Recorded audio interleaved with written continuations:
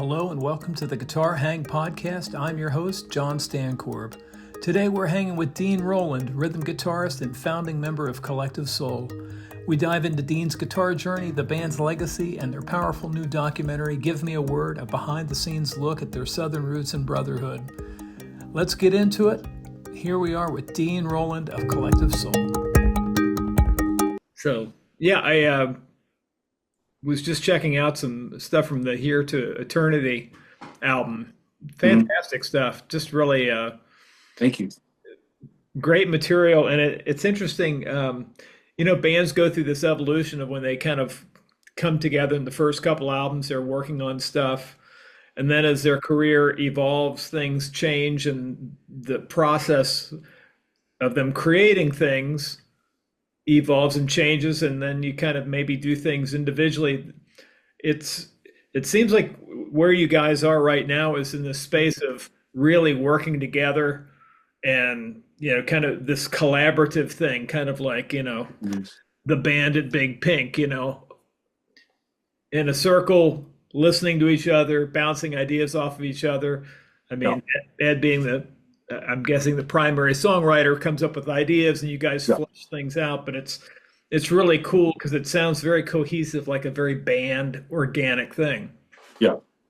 I appreciate you saying that, because it's pretty much what it is. Like, Ed comes in with ideas, and a lot of times he'll come in with the ideas that are very concise and he knows exactly what he wants. And other times, ideas can, like, the creative spark can come from any range of things, like drum grooves or a bass line or whatever it may be. And you just try to find that creative cohesiveness, and just let it be what it is, right? So, Yeah, there's that kind of musical telepathy or shorthand that comes after. Well, I mean, first of all, you guys are brothers, and you have a lot of shared musical influences. But as a band, the longer you're together, there doesn't need to be a lot said to be able to convey things, and ideas come fast, I would think. They do, and especially on the Here to Eternity record that we recorded. We had just come off a long tour, and when you're playing like live shows, and every night's a little bit different, like things are happening. That telepathy thing that you're talking about, like, kind of happens. You don't even intend for it to happen, but you're on stage, you're in front of people, you're playing songs, you've played them multiple times, and there could be like little nuances that happen differently, and that language starts to develop. So when you get into the studio, and that's what we wanted to try to, as best we could, record as much live as possible. Obviously, going to do overdubs and whatnot, but if we get the root of what that thing is, that chemistry, that chemical response, try to make the most of that. And then that's why we really do love to tour and keep playing live, and it keeps you on your toes. Yeah, and the songs that they become, they evolve over time. I mean, you have the germ of the idea, you sound check, you come up with the parts, maybe you play some of the stuff live or just in sound checks, but as the album's released and then you're into a tour cycle, the songs can go places that you hadn't fully expected. And I guess that's the exciting thing is, for all of you guys, is to see where these tunes go and how they might shift and change a little bit and evolve. Yeah. And you want to give that allowance for it to happen. Like, I mean, it's not like we're dealing with like massive production where everything has to be synchronized. Like, we're still, it's five guys on stage, pardon me, five guys on stage that are just playing the music. Like, it is what's being given. So hopefully, everybody's stepping up and we're doing our thing. I found that, to me, it's fascinating because I'll ask us. I've been asked many times, like, do you get tired of playing Shine or any of the songs that you've played multiple times over the years? And it's like, I love doing it. I really do, because I know it's going to be a little bit different. It's nuanced. and it's a different environment. It's a different place. There's people that are out there that have never heard it live, that have maybe never ever heard it at all. They just happen to find themselves at a at the show. So like, all of that, all of those things inspire, and they inspire us, I think. So just stay in that real moment is important. I think in the studio and obviously especially live. Yeah, the fact that you guys, with bands these days, because their shows have to be kind of not choreographed necessarily, but kind of planned out if there's big production going on where there's Right. synchronized lights and you're listening to a click track and you're on the grid. But when it's five guys playing live, Mhm. there is a push and pull, and there is a more sense of having different experiences night to night than if you're dealing. Oh, certainly. Yeah, we just played. We would so we played a show a couple of weeks ago with the Black Crows. We just did a couple of shows with Cheap Trick, and it's fun to see these dudes that are just like live. I mean, Right.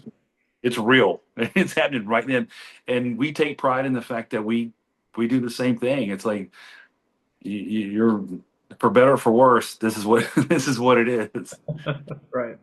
Yeah, and you guys, not unlike the Black Crows, being from uh, roughly the same demographic and geographically speaking, you're pulling Yeah, from from Atlanta, yeah. yeah, same influences.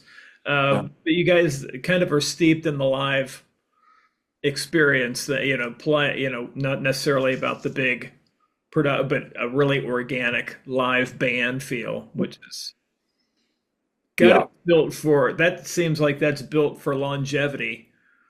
It seems like there could be burnout that would be associated with if things are very, tight in a box where you're going for a big production thing. Yeah, because once you get, and we've never been in the big production kind of thing, but you see it when if you look at it like a Stones or a U2, or how big do you get? And I'm a huge U2 fan, but you have, or Coldplay even, like they're constantly having to like take it to another, excuse me, another level Yeah. of that stuff. While the songs are amazing, like striving on that level is like tricky, man. I don't know how they do it. Like I admire it though. Yeah. The guitar influences that I would suspect that you have, there's probably a lot of the common ones being of your age, but there seems like there might be elements of like Mick Ronson, Davy Johnstone, Elliot Yeah, Easton, a lot of those players that are really big picture song guys. yeah, yeah. You're absolutely correct. Yeah, it's like we've always. I learned that from my brother Ed. It's like he's the one that was a huge Cars fan, especially Elliot Easton, and Elliot was just a master of playing a solo that served the song. Like it wasn't showing out; it was showing something. It was showing out the song, really. Like it Right. was just it just great melodic, cool work. Yeah, and the Mick Ronson stuff is similar. I mean, similar but different, but still song serving. Like, and I take a lot from what Mick Ronson did from what I do from a rhythm guitar perspective. Of just, you don't. It's understated, but it's there. Yeah. A lot of the like the single note, low register stuff. Yeah. Exactly. Yeah. So, and then for me personally, like I've always been a huge Malcolm Young fan. Oh yeah. Just Yeah. he was the one like because I was never inclined to play like lead guitar. That was kind of not my thing. I play guitar, try to write some songs, and do that thing. So for me, it was Malcolm and Keith Richards were probably my favorites, and You know, the Edge was a huge influence in terms of just what tones and effects could be for songwriting. You could take a simple, perfect song and just like amplify it to all these different levels, and I found that fascinating. Yeah. Yeah. The guys like Mick Ronson or maybe even Mick Ralphs from Bad Company and Mm-hmm. Opal and Earl Slick. I always admire those players that played really tasteful melodic stuff, but also had really great parts. They're always thinking about tunes. It's Yeah, like that's the musical currency for the to have a long career in playing. I mean, there's some really amazing, great players out there, but the more you can kind of sink your teeth into songs and yeah, crafting parts, memorable parts, that seems like that's the thing that will give you the longest career, yeah. action and It's playing. true. Another one that I don't bring up enough, but I love him so much is Mike Campbell. Mike Campbell, yeah. I mean, just the exceptional, like tasty, proper parts for whatever song is he's a part of. Like that dude's. I mean, he's next level. You know, oh, I love it. Yeah, it seemed like there was a lineage of guys like George Harrison, Mike Campbell, Elliot Easton, these guys that had finite little certain measures to play to come up with something really melodic that maybe would ape the vocal melody or point back to that, but really interesting things, or maybe even an angular, but just at its core, just something very memorable that if you just Mhm. solo the guitar, if you just listen to the guitar solo, you have a full understanding of what's happening with, Yeah, yeah. yeah. Another one that we've been fortunate. Peter Stroud. Peter's one of the like Oh, yeah. God. That dude is so good, and we kind of count Peter as like a six member for us. Like I feel like every like over the past three or four records even, we'll call on him to come in, and that dude is exceptional, and just as a musician and as a human being, he's a fantastic Yeah. person. Yeah, such a amazing vision of great tone. I mean, with his connection to his amplifier company, I guess it's divided by 13. But Hmm. every time I've seen him play, the Peter's so good. tone is just incredible. Whether it's with Cheryl or whomever it might be, yeah, just a Mhm. amazing player. Have you found that your rig is evolving, ever evolving, or is it something you found a signature thing that you kind of go to and it's not something that you have to really think about with any regularity? Well, when it comes to like the live scenario, I keep it pretty. I don't mean this in a negative. I keep it pretty stagnant because what I do doesn't require a whole bunch of variants. So I like I play a Gibson Les Paul through a Mahalo amp, and have a Duesenberg Falcon that I love, and I can just do these little nuanced tweaks depending on what is called for me in the studio. It's really like who the hell knows? Like we just go for what we could find and what works. Ed has plenty of toys for us to work with, and then we all bring our own. So I just kind of like play the ball where it lies. So if we're in the studio,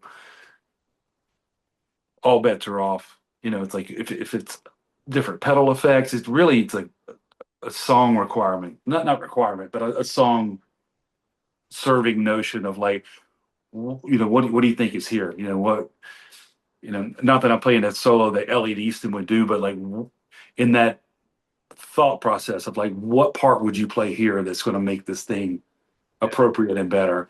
So like, I kind of just fall into that line of thinking. yeah. And when you were on the double album, and it was created, I don't know if there's a specific name for Elvis's place, and I think they call it the Elvis Presley estate is what they call it. yeah. it just reminded me of kind of like the band's place in Santa Barbara. I think the Shangri-La. All right.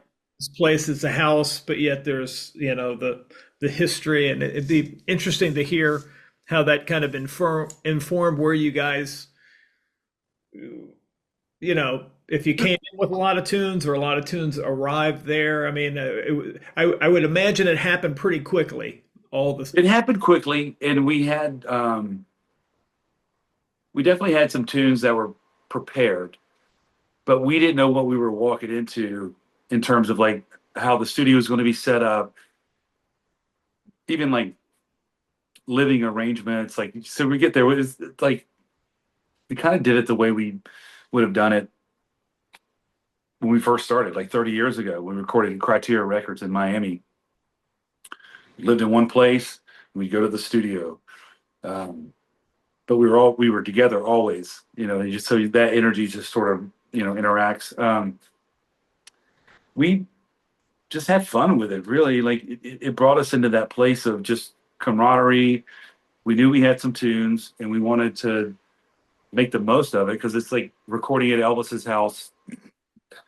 We it was kind of a once in a lifetime thing for us, and having grown up being a huge fans of Elvis, Ed and our father, his biggest thing was Elvis, right? So we were we took reverence in that, and which it took us a few days to like disassemble the idea of like we're in Elvis's house. He's the last one that recorded here. He lived here. He spent his last birth. All that stuff was there, and then we were filming a documentary, and we were recording a record and writing a record. There was a lot of to dismantle before you could just get to the place where it's like, okay, we're clear. Let's just be the five of us and make this thing. Um, Yeah, it was, during that would be an interesting thing to have a documentary thing happening as you're. I don't know if it was capturing a lot of the writing process and the recording process, or just kind of if you had it, or if it was organic or scripted out. It's was there anything that was revelatory in the documentary process? As far as it's not always that you get to look back that far and examine things and talk about mhm. in an Yeah, exhaustive fashion, a whole band. yeah. The There were some specific things, but like the one thing that really got me was because I feel like when you're doing the reflection thing, it was the first time that I'd heard like Ed's perspective of the band or the individuals or of me or Will or how whatever was going on at that time or Will's perspective. You're seeing all of these different angles that I've like, oh, I didn't see it because I was living my observation.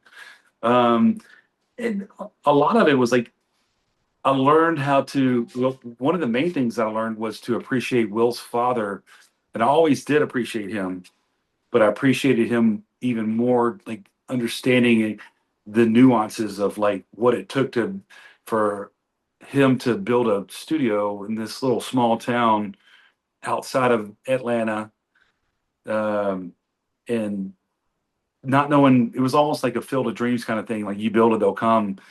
And he didn't know. He was just following his own passion and his dream. And that's where Ed learned how to find his production and engineering chops. He learned how to craft his songwriting. Will learned so much about musicianship and being in band. We all learned so much of that. So I learned more about Will's father in the documentary than and I grew up with the man. He's like a second father to me. So that like, there are those things where I'm like, gosh, okay, and that's the fun part. Now the hard part is to go back and relive some of the failures and the losses, whether it's relationships, personal relationships, or business relationships. Those things are kind of tough to go back and reevaluate and see what did I do wrong or what happened there. Could that have been corrected? But in the end, it's stamped in the history of time, and you just learn from it the best you can. Yeah. Yeah. It's it's a wonderful thing to have a sibling or to be in a family thing because it seems like Will is he's family. His father is your second dad, and was this reel to reel studio? Yes, yes. Uh, it seems like there's something very special about having that kind of all in the family, and All right. even though there's 10 years between you and Ed, there's still a lot of shared experiences coming up together. Was there any particular shows that you can point to and say, you know, Ted Nugent, Aerosmith, whoever it might have been, where you felt like, man, those are experiences that we shared together that we kind of pushed us into this? Because I know that your family was involved in church and church music and that sort of thing. But how did rock and roll kind of come into the picture for you guys? Yeah. You mean like for shows that we went to see Yeah, things. together? Yeah, what I kind of have an idea of some of the recordings that might have been big on your radar, but some of the shows that kind of, because it seems like anybody that ends up doing making a career out of playing music, there's seminal shows. For me, it was Pink Floyd, or David Gilmour in concert.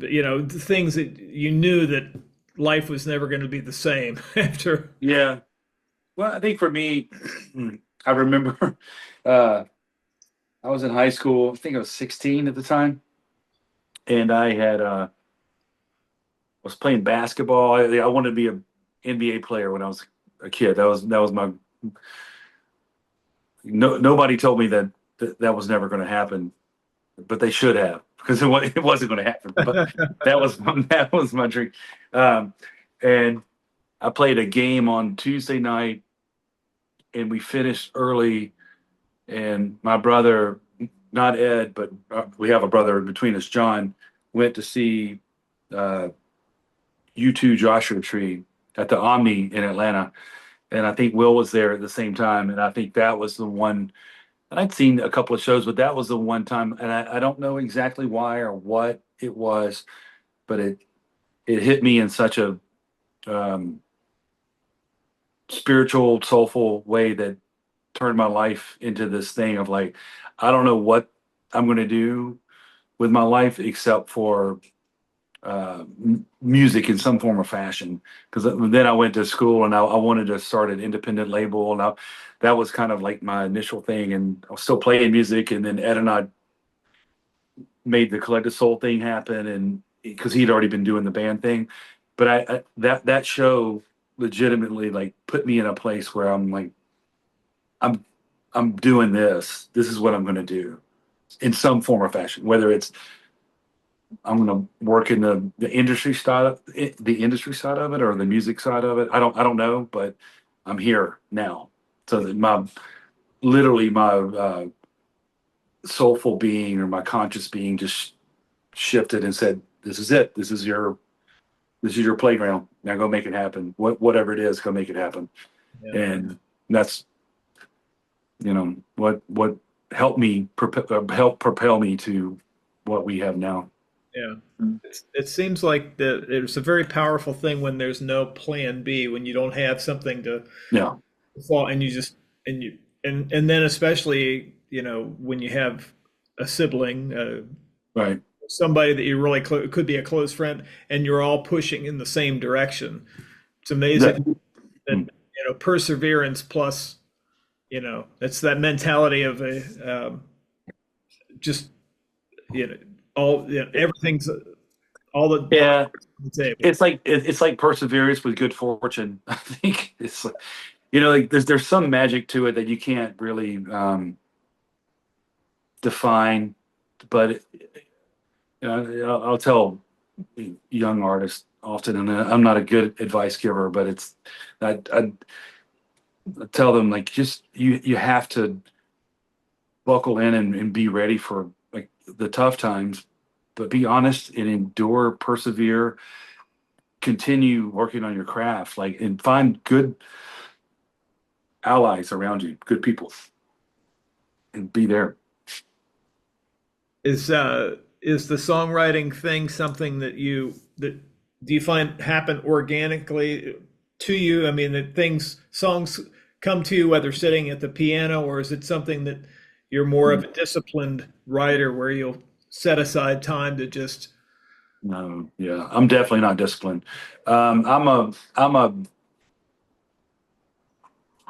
feel person, so like I'll look at the guitar. Like my favorite guitar is sitting right over here. It's this Gibson acoustic, and it's like a conversation. It's a little esoteric, whatever. Sorry, but I have like this conversation with it. Sometimes it just feels like the moment to pick it up, and I'll just strum and just hear the same chords I've played for my entire life. I just hear them in a different way, something, and then like a melody may pop in, or um, I journal and write lyrics and whatnot, and like maybe that fits over here. So it's just constantly this puzzle that kind of fits together, and sometimes it works, sometimes it doesn't, and I just fortunately I don't feel like I have to force it. So yeah, that's my approach with it. yeah, Because I do appreciate the guys that like have that discipline and that work ethic, and they show up and they do it, and they made it. Like Prince was like he had to start a song, finish a song, and record a song every day, or what. And it's like that's great, and and that worked for him, and it works for a lot of people. I have to just know myself. I don't know. Like, how do you? What's your approach to all that? typically melodies, they seem to arrive first, and a Mhm. lot of times melodies are it's funny even in improvisational nature when you're playing guitar. It's funny the number of melodies that you requote that you never would have guessed would work. If you're Mhm. playing over a certain chord progression, and the melody from uh, Nowhere Man by the Beatles. But melodies to me the thing that comes first, and then sitting down and trying to come up with chords that fit to that. Right. So it's always music and I'm always thinking about what is it implying, or what am Right. I feeling about this. So I never come up with lyrics first. It's always something melodic. Yeah.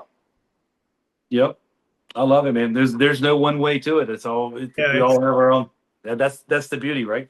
it was always amazing to me that Tom Petty was somebody that was so disciplined that he treated it like, like I've got to do this because the weight of the band is on me. And I would guess to a certain degree, maybe Ed feels that too, that it's something that just has to keep doing it and finding new inspiration because it's just Mm. there's an expectation, Right. when you've got Yeah. Yeah. the You put weight. that pressure. Yeah. We all put that pressure on ourselves. So, well, dude, I appreciate chatting with you, man. Thank you so much. Thank you. I appreciate your time today. Yes. Thank you so much. Trying to think what else. Anything else we want to chat about real quick? That was great. I Great to love your Tom Petty. Before we leave, I heard this song. I was taking my daughter to school this morning, and it's a song that I'm sure I've heard before, but I haven't heard it in such a long time.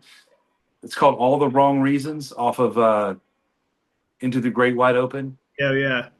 And I don't know if you're familiar with it. I've listened before we spoke this morning. I listened to it like 10 times in a row. I'm like, what is this song telling me? Like that dude has so many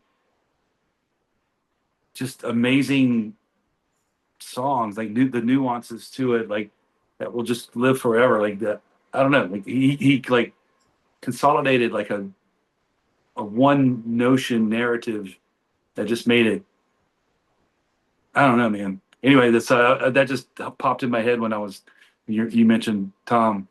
Yeah, I think that I really love the Southern Accents album. It Yes. wasn't until much later that just like an epiphany is like, oh, okay, I think I'm not from the South, but I get the vibe of what he was, and it never dawned on me before. I just enjoyed it as a pure song. I never really thought about the implication. Uh, Mhm. And then later, the Wildflowers album just blew me away. I was like, man, this is his. And then Travel Companion. There's so many Tom Petty. No, dude, it just yeah. Latter part of his career was just like this dude is on fucking fire, man. He was going for it. So anyway, I appreciate you. Thank you so much, man. Yeah, thank you, Dean. I appreciate it. Thank you. You too. Thanks so much for tuning into the Guitar Hang podcast. That's a wrap on this episode. Big thanks to Dean Roland for hanging with me and sharing his journey from Collective Soul's early days to their new documentary, Give Me a Word. If you enjoyed this episode, please hit subscribe, leave a rating or review, and share it with a fellow music lover. You can find all the links, bonus content, and more over at johnsguitarlounge.com. And we'll see you next time on the Guitar Hang podcast.